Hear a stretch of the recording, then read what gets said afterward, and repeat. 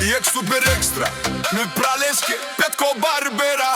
Ием леске ромнаке, јек шужо па здрави, ајде бе права, Петко Барбера. Те душманин ге, се керас, јек шужо па здрав.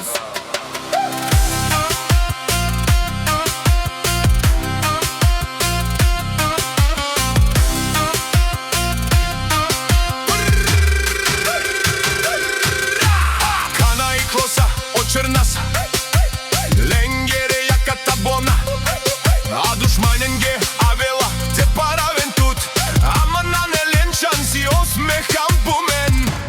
Петко Барбера и Черна.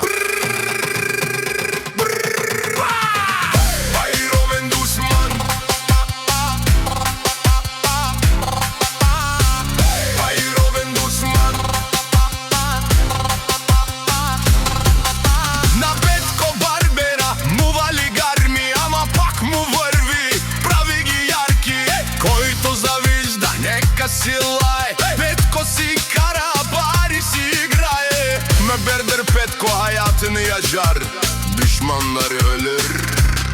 Petko Barbera çok fazla nefret alıyor, ama yine de iyi gidiyor. Onları aydınlatın, kim kıskanırsa kıskansın. Petko araba kullanıyor, para için oynuyor. Черната небо, класа и стил, двамата заедно страшен профил.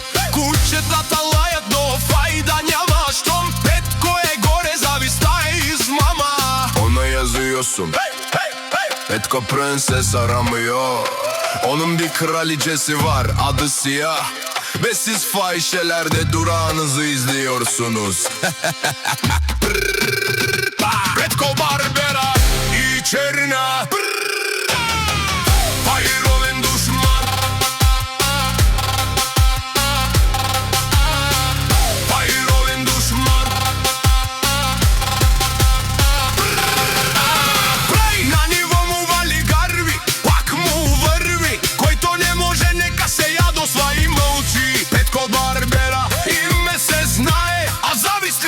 Куче отдалеч си лае.